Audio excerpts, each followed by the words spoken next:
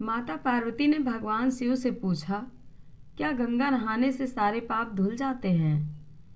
एक समय शिवजी महाराज पार्वती के साथ हरिद्वार में घूम रहे थे।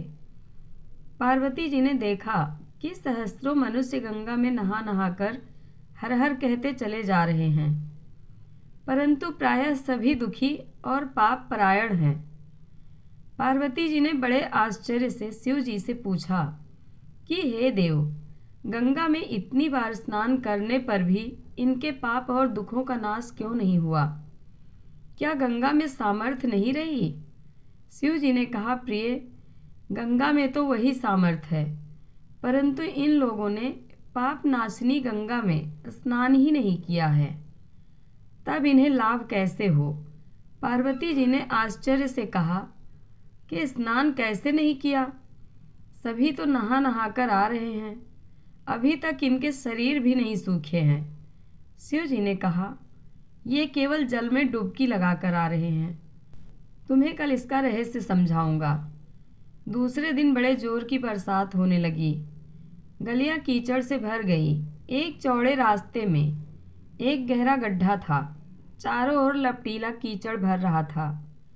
शिव जी ने लीला से ही वृद्ध रूप धारण कर लिया और दीन विवश की तरह गड्ढे में जाकर ऐसे पड़ गए जैसे कोई मनुष्य चलता चलता गड्ढे में गिर पड़ा हो और निकलने की चेष्टा पर भी ना निकल पा रहा हो। पार्वती जी को उन्होंने यह समझाकर गड्ढे के पास बिठा दिया कि देखो, तुम लोगों को सुना सुनाकर यूं पुकारती रहो कि मेरे वृद्ध पति अकस्मात गड्ढे में गिर पड़े हैं, कोई पुण्य आत्मा इन्हें निकाल कर इनके प्राण बचाए और मुझ असहाय की सहायता करे। शिव जी ने यह और समझा दिया कि जब कोई गड्ढे में से मुझे निकालने को तैयार हो, तब इतना और कह देना कि भाई, मेरे पति सर्वथा निष्पाप हैं, इन्हें वही छुए जो स्वयं निष्पाप हो। यदि आप निष्पाप हैं तो इनके हाथ लगाइए, नहीं तो हाथ लगाते ही आप भस्म हो जाएंगे। पार्वती जी तथास्तु कहकर गड्ढे के किनारे बैठ गईं और आने जाने वालों को सुना सुना कर शिव जी की सिखाई हुई बात कहने लगी। गंगा में नहाकर लोगों के दल आ रहे हैं। सुंदर युवती को यूं बैठी देखकर कईयों के मन में पाप आया। कई लोग लज्जा से डरे तो कईयों को कुछ धर्म का भय हुआ, कई कानून से डरे। कुछ लोगों ने तो पार्वती जी को यह भी सुना दिया कि मरने दे बुढ़े को, क्यों उसके लिए रोती है।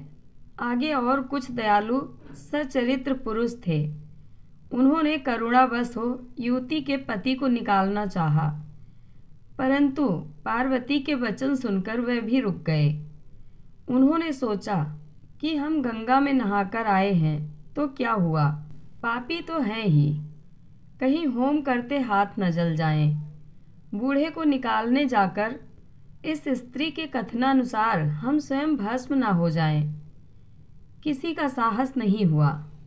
सैकड़ों आए, सैकड़ों ने पूछा और चले गए। संध्या हो चली। शिव जी ने कहा, पार्वती, देखा आया कोई गंगा में नहाने वाला। थोड़ी देर बाद एक जवान हाथ में लोटा लिए हर हर करता हुआ निकला। पार्वती ने उसे भी यही बात कही। युवक का हृदय करुणा से भर आया। उसने शिव जी को निकालने की तैयारी की। पार्वती ने रोक कर कहा कि भाई, यदि तुम सर्वथा निष्पाप नहीं होगे तो मेरे पति को छूते ही जल जाओगे। उसने उसी समय बिना किसी संकोच के दृढ़ निश्चय के साथ पार्वती से कहा कि माता, मेरे निष्पाप होने में तुझे संदेह क्यों होता है? देखती नहीं मैं अभी गंगा नहा कर आया हूँ। भला गंगा में गोता लगाने के बाद भी कभी पाप रहते हैं? तेरे पति को निकालता हूँ। युवक ने लपक कर बूढ़े को ऊपर उठा लिया। शिव पार्वती ने उसे अधिकारी समझकर अपना असली स्वरूप प्रकट कर उसे दर्शन देकर कृतार्थ किया। शिव जी ने पार्वती से कहा कि इतने लोगों में से इस एक ने ही गंगा स्नान किया है। इसी दृष्टांत के अनुसार जो लोग बिना श्रद्धा और विश्वास के केवल दंभ के लिए गंगा स्नान करते हैं उन्हें वास्तविक फल नहीं मिलता। परंतु इसका यह मतलब नहीं कि गंगा स्नान व्यर्थ जाता है। विश्वास के साथ किए गए गंगा स्नान का मिलता है वास्तविक फल। जय शिव पार्वती। कथा अच्छी लगे तो कमेंट बॉक्स में अपनी राय ज़रूर दें। धन्यवाद।